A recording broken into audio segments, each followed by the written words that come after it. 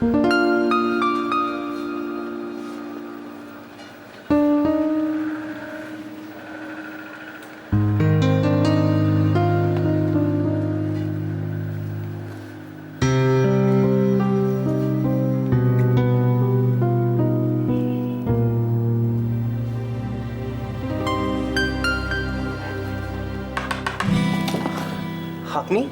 বাবা, আপনি এত মন দিয়ে কাজ করছেন যে আপনার কোনো দিকে কোনো হুঁশ নেই।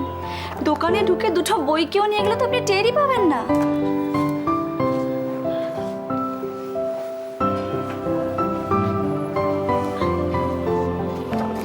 আপনি হঠাৎ এই সময় কি ব্যাপার বলুন তো? কেন, আমি আসাতে আপনার আপত্তি আছে? তাহলে বলুন, চলে যাচ্ছি। না না, আপত্তি কেন থাকবে? আসলে আমি কিন্তু সেটা বলতে চাইনি। তাহলে আপনি কি বলতে চাইছেন? আমি এসে আপনাকে বিব্রত করলাম, না আপনার কাছে ব্যাঘাত ঘটালাম, কোনটা? এই দেখো, আমি বিশ্বাস করুন না, আপনাকে কিন্তু আমি সেটা বলিনি।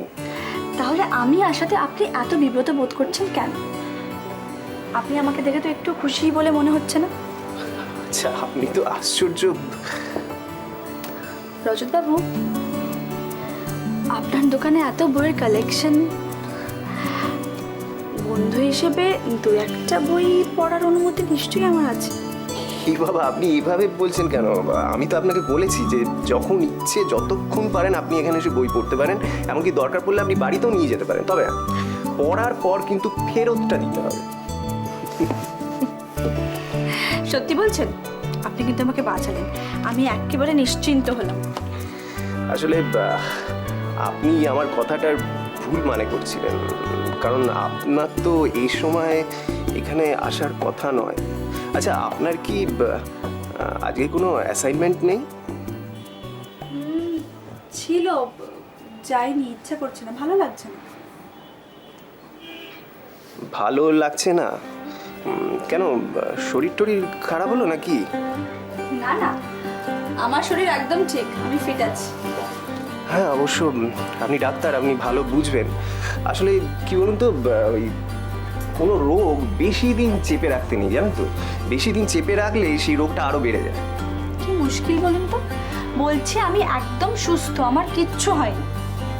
ও আচ্ছা, আপনার এই ভালো লাগছে না ব্যাপারটা মানে কতদিন ধরে চলছে?